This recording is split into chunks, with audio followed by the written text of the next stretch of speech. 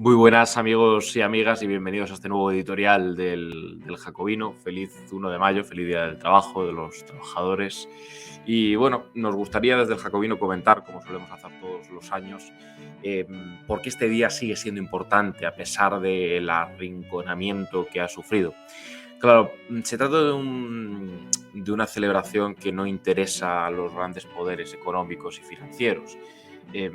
Algunos, en un análisis simplista y maniqueo, dicen que sostener tal cosa es hacer de menos u orillar las reivindicaciones de otro corte. Y eso es una forma de pensar pues binaria y bastante cutre. Nadie dice que los derechos civiles o los derechos de participación política, esenciales para una ciudadanía completa y funcional, sean incompatibles con los derechos socioeconómicos, ¿no? O los derechos laborales. Es absolutamente esos enfoques fragmentarios de las realidades sociales y políticas son tan tristes y tan burdos que no ayudan a entender nada. Por supuesto que no hay que elegir entre una cosa y otra, pero sí que hay que subrayar que las grandes concentraciones de capital que en el mundo son y cada vez con más fuerza no van a utilizar nunca las reivindicaciones del 1 de mayo a su servicio, a su favor, por más que podamos sostener que el capitalismo tiene la habilidad de convertir en un producto de consumo cualquier reivindicación o cualquier lucha. Ciertamente el comunismo es capaz de hacer, el capitalismo es capaz de hacer camisetas de cualquier cosa, hasta del propio, de símbolos comunistas, ¿no? El ejemplo del Che Guevara quizás es el más... que nos viene a la cabeza de una manera más clara, más diáfana. Pero la realidad es que las reivindicaciones tangibles de carácter social, económico, laboral, y el 1 de mayo es un día clave y una reivindicación central a esos efectos, nunca van a ser utilizadas porque no pueden ser utilizadas. Por mucho que se intenten absorber y neutralizar, la mejor forma de neutralizarlas, como vemos año sí, año también, es silenciarlas, a dotarles de un perfil completamente bajo y como mucho que nos conformemos con las migajas, por ejemplo, de la última reforma. Desde el Jacobino consideramos que el eje central que vertebra nuestra sociedad política es el trabajo. No tiene mucho sentido que esto, a decirlo, sea poco menos que convertirse en un nostálgico de no sé qué o en algo, alguien que reivindica algo totalmente obsoleto. No tiene mucho sentido, ¿no? El trabajo vertebra completamente la sociedad y la fricción capital-trabajo en los últimos años, en las últimas décadas, se ha visto acentuada. Esto no lo decimos nosotros, esto es lógicamente un hecho notorio, claro para cualquier observador eh, que no sea corrupto y que se aproxime a la realidad con afán de verdad, obviamente desde la caída de la Unión Soviética, desde la caída del muro de Berlín, y anteriormente empieza a haber una erosión de los ejes materiales, pero desde luego desde este hecho geopolítico clave, desde la conversión, como hemos dicho muchas veces, de la socialdemocracia en una fuerza política incapaz de plantear nada estructuralmente distinto a los partidos liberales y conservadores, y con el efluvio de la contrarrevolución libertariana Thatcher-Reagan, algunos la han llamado neocon, pero bueno, más bien esa impugnación del Estado como organismo de producción, de redistribución y de regulación, esa triple dimensión, había que impugnarla. Los partidos socialdemócratas se contagian de todo eso. Tony Blair es un símbolo de la mejor herencia política para Margaret Thatcher, ella misma lo reconoció así, y en general esto lo vivimos en toda Europa y también en Estados Unidos, donde décadas atrás habíamos visto, por ejemplo, impuestos sobre la renta que hoy algunos considerarían casi confiscatorios y desde luego comunistas. Todo aquello sería comunista y era mero reformismo keynesiano socialdemócrata. Todo eso cae, entre otras cosas, por el hecho geopolítico que indicamos y se empieza a erosionar o se continúa erosionando o más bien se acelera la erosión del pacto capital-trabajo. ¿Por qué es importante el 1 de mayo? El 1 de mayo es importante porque el trabajo no es ajeno a ninguna realidad eh, social, económica, personal, diaria de aquellos que vivimos dentro de la economía productiva, que no es la economía financiera, que no es la economía del algoritmo, que no es la economía de los bitcoins, que no es la economía de los grandes capitales transnacionales, de los flujos de capital que eluden el control político gracias a un mecanismo, a un diseño político diseñado precisamente para despolitizar la economía, para eludir o neutralizar el control político y soberano de la economía, de los flujos financieros, y todos los que viven pegados a esa economía productiva, a esa economía territorializada, a esa economía cada vez más golpeada por fenómenos como la financiarización, como la uberización, como la precarización generalizada, como la depauperación de manera acelerada, les importa el trabajo. Claro que les importa el trabajo porque es un elemento vertebral, el verdadero hilo conductor de nuestras vidas, y porque no tenemos que ocultarlo, en los últimos tiempos ha experimentado un deterioro claro, indudable, innegable de las condiciones salariales, y no solo salariales, sino laborales en general. Ninguno de los derechos laborales recogidos en las leyes, en el derecho positivo, en el Estatuto de los Trabajadores, aún con todas las reformas flexibilizadoras y liberalizadoras, son regalos. Obviamente esto es una obviedad, da un poquito de vergüenza decirlo y repetirlo todos los años, parecemos enormemente pesados diciendo la misma pero grullada, pero como parece que no se enteran, o algunos que son muy listos no se quieren enterar, hay que decir que son las huelgas, por ejemplo, la histórica huelga de la canadiense, lo que nos permiten a principios del siglo XX tener una jornada laboral que no hemos cambiado hoy en el año 2022. Hablar de utopía, eh, un mero planteamiento de la redistribución del trabajo, de la carga de trabajo, cuando hay un paro estructural crónico en sociedades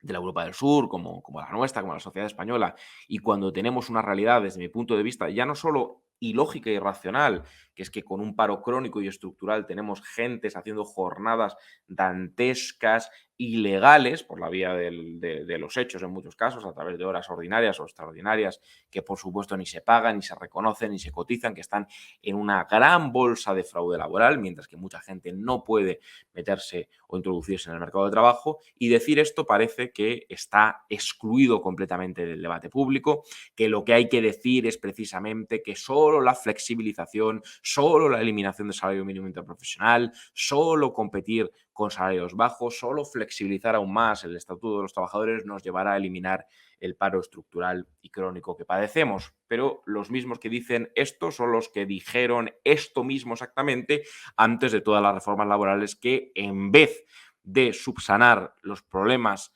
que decían venir a subsanar, han venido a consolidarlos y en muchos casos a agravarlos. Por supuesto, es una infamia que haya gente que trabaje 45 horas, 48 horas, 50, 52, 54, en muchos sectores, porque la uberización está llegando a muchos sitios, a la abogacía. Me gustaría que algunos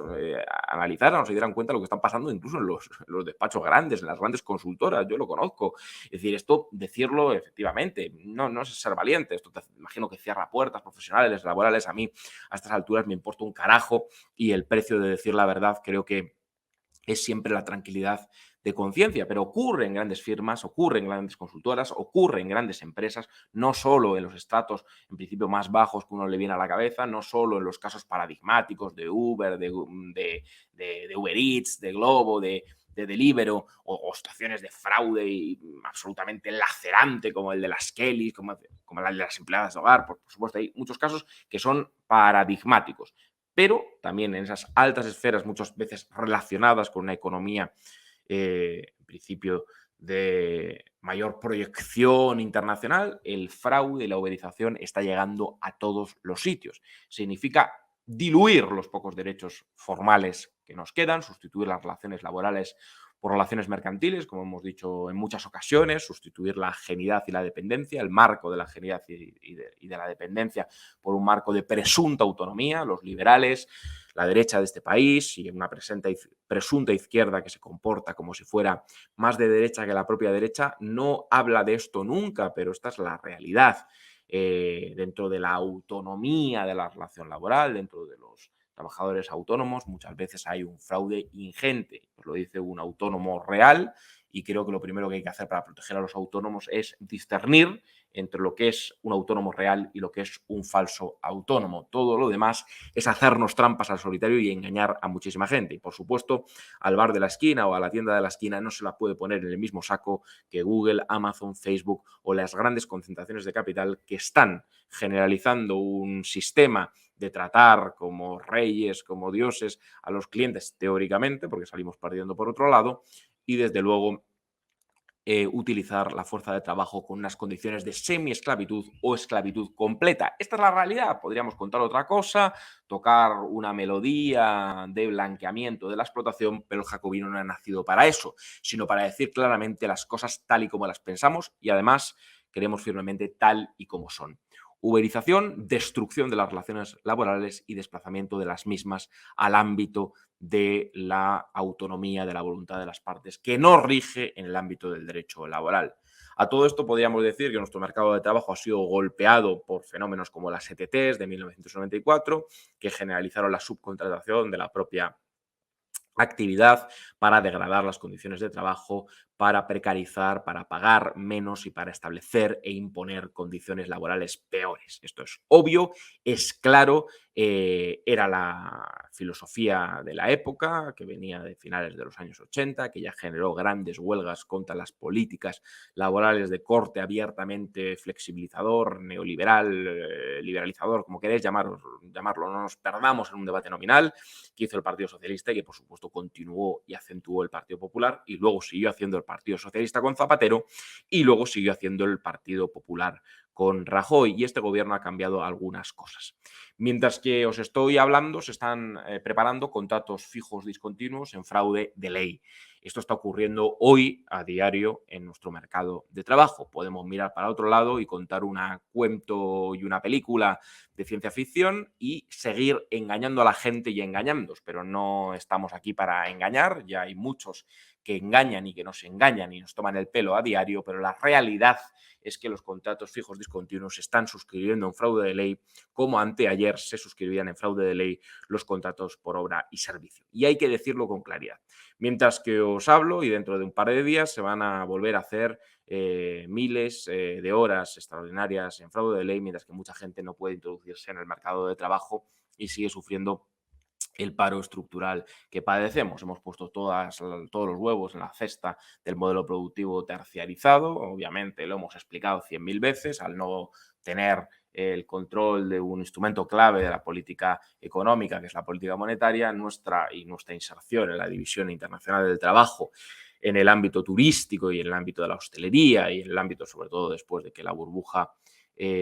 inmobiliaria pinchara, pues toda nuestra dependencia es a no producir absolutamente nada, a tener una inversión en investigación, en innovación, en desarrollo absolutamente irrisoria y vergonzosa para que luego nos cuenten que papá Estado gasta mucho, gastará en algunas cosas totalmente superfluas que habrá que corregir, pero desde luego en lo importante, ni en el Estado social ni en la protección social gasta lo suficiente ni gasta como debería gastar y desde luego en un modelo productivo decente, ambicioso, innovador, pues desde luego, o en el progreso científico, en la innovación científica, pues desde luego, la investigación, no hay que ir más que a ver los contratos de los investigadores que escapan y que viven de España ante unas condiciones laborales y salariales de vergüenza ajena, obscenas, que dan vergüenza, pero que hay que decirlo, pues como tantos otros trabajadores también de nuestro sector público. Me acuerdo de los médicos, me acuerdo de los enfermeros, en una situación de verdadera espanto. Porque hemos competido, como hemos comentado, también en muchas ocasiones, en salarios, en precios, en condiciones laborales flexibles y cada vez peores, en pagar cada vez menos a la gente, y eso no se soluciona solo matizando al alza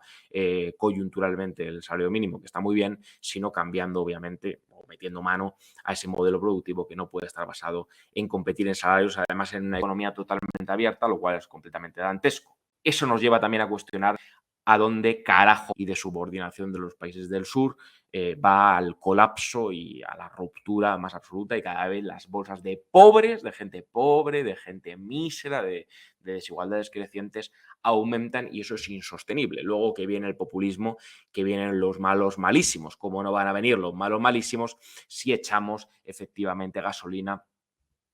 a un fuego que está quemando ya a muchísima gente. En nuestro mercado de trabajo no solo hemos sufrido las ETTs, el fraude laboral, la uberización, sino que por supuesto se han mermado las